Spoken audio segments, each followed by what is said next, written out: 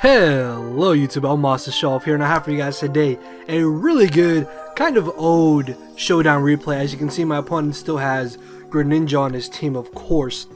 But of course, if you guys do enjoy the video, then make sure to hit the like button down below. One like can definitely go a long way. And if you guys know the team that I'm using, that is because I did a previous Showdown live with this team, which is actually really fun and really good in my opinion.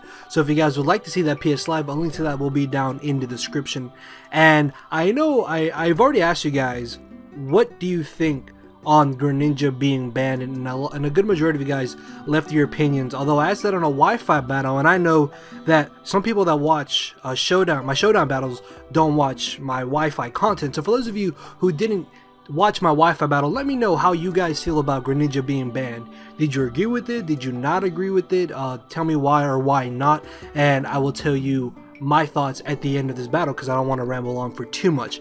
But yeah, this team is a really fun team that was given to me by my boy Fingers Crossed. It's based around Choice Banded, Heracross, and Calm Mind Landorus. Looking at my opponent's team, easily the biggest threat going into this match was obviously going to be this Greninja. If I allow this thing to get a free switch on anything on my team, it could potentially sweep me, although if he doesn't have hidden power grass, if he doesn't have hidden power fire, then my Ferrothorn should kind of be able to take it one-on-one to an extent, although he does have this Talonflame and this Mega Gallade, and he could potentially have hidden power fire on the Latios. So Greninja was easily the biggest thing I had to watch out for. Also, if I lose my Rotom, his Talonflame could potentially sweep through my team after a Swords Dance, so I really have to watch out for that as well. So with that being said, let's get right into the battle. So I'm going to be leading off with my Rotom. I expected him to want to lead off with his own Rotom, which is exactly what happens. Unfortunately, he does turn out to be faster than me, or probably wins a potential speed tie, as he burns me with the Will-O-Wisp. I'm going to go ahead and Volt Switch directly on now into my Latios.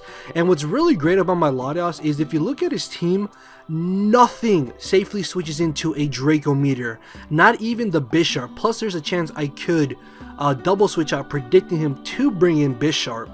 So I decided to make the aggressive, straightforward play and drop a nice hot Draco Meteor, as I'm able to straight up OHKO this Rotom, which is really great for me. However though, he does now get a free switch into Bisharp, which I believe does OHKO me if I try to switch out. So I believe I do, and I'm switching out, hoping that he wouldn't go straight for the pursuit and maybe try to go for the Sucker Punch, which is fine, as I can now bring in my Landorus. I make a rather aggressive prediction, I guess, and I predicted him to not switch right into Latios, so I'm actually going to go for the Focus Blast.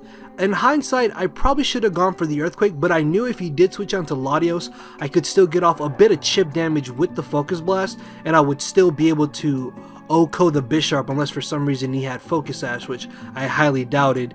And unfortunately, I missed Focus Blast, and you're gonna see that this Bisharp is quite a nuisance to my team. And now I'm in a very terrible situation, hoping that maybe he would predict me to switch out. I stay in and try to go for the Earth Power, as I can get a free switch into my Heracross. I am Choice Banded, although I am jolly not adamant. Even if he brings in the even if he brings in the Talonflame, I do still have my Rotom Wash. I am burned, but it shouldn't be that big of an issue because I still have Hydro Pump. I still resist both of Talonflame's stabs, and I can still freely Volt Switch pretty much. But he actually switches into his Latios, which of course is going to get utterly annihilated by this Choice Banded Mega Horn. I'm not sure why he did that. I'm thinking maybe he thought that I was Scarfed, which will probably further confirm that fact the following turn. But I mean, as long as I had Ferrothorn and I had Metagross, Latios honestly was not doing anything to my team, so I highly doubt he did have the hidden power fire, as he's going to be able to save that Bisharp for later. He brings in the Gallade. Now Jolly Gallade does not outspeed Jolly Heracross, and I'm guessing he thought he could live a hit if I was Jolly Choice Band, but no, I'm going to be able to straight up OHKO the Gallade.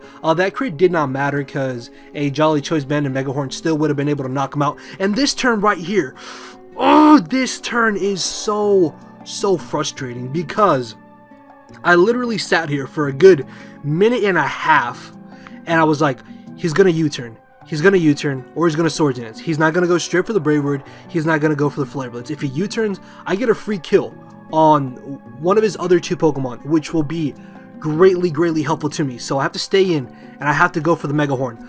But I second guessed myself, and I was like, no, Heracross is a threat to his team.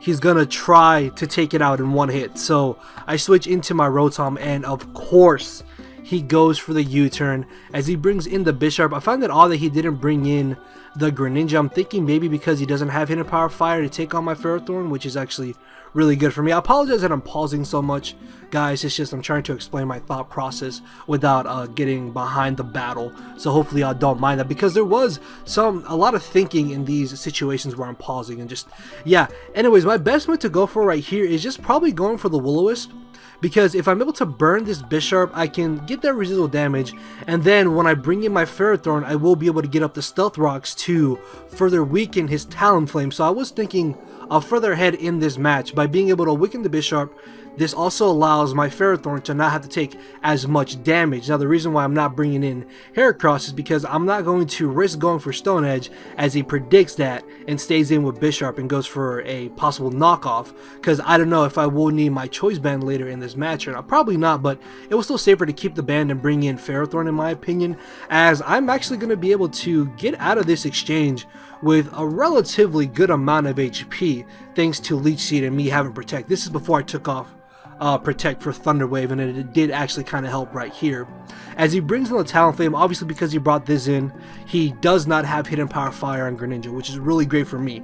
Now, in this scenario, what I could have done and what I probably should have done was just left in my Ferrothorn, because he probably would have been knocked out by the recoil damage from Flare Blitz and Iron Barbs, but I switch out to my Metagross, wanting to save Ferrothorn to possibly take on the Greninja if this Talonflame did get knocked out by the recoil damage. Unfortunately though, it just barely survives, and I'm gonna bring in my Ferrothorn. The reason why I did this is because my Heracross, so long as this Greninja does not have extra sensory and he does not crit me, I can live one hit and in return knock him out with the close combat. So he's gonna go for the Hydro Pump. I live on 21%, and I'm gonna be able to just destroy this Greninja's soul, and that is going to be the extremely narrow 1-0 victory in my favor. So as I said, me missing that Focus Blast on Bisharp really did kind of make the battle a lot closer than it should have been. But if I had just made the aggressive play on that Talonflame's U-turn and stayed in with Heracross, the battle would have gone a lot more smooth for me. But in the end, I was still thankfully able to pull out the victory. And of course, if you guys did enjoy, then make sure to hit the like button down below. Make sure to answer the question of the day. And as I said on my Wi-Fi battle, I was kind of leaning to Greninja being banned. I was more on the fence about it. But ultimately, when it comes to bans that Smogon makes, it really depends if I'm against it or not. Like I said, Greninja was against it, but when it came to like Aegislash or Mega Mawile, I was kind of iffy about it and didn't really want them to go. But ultimately for me, it's like, okay, this Pokemon's being suspected. If it leaves, it leaves. It's whatever. If it stays, it stays. It's whatever. So that's kind of how I felt about Greninja, although I was kind of more on the side of it. I do want it to go because I've been playing more OU this gen, so I know exactly what it can do. So yeah, that was my thought on it. I did kind of agree with it, but at the same time, I really didn't care. So just, yeah, let me know how you guys felt about it. And with that being said, I will see you all tomorrow. So later, everybody.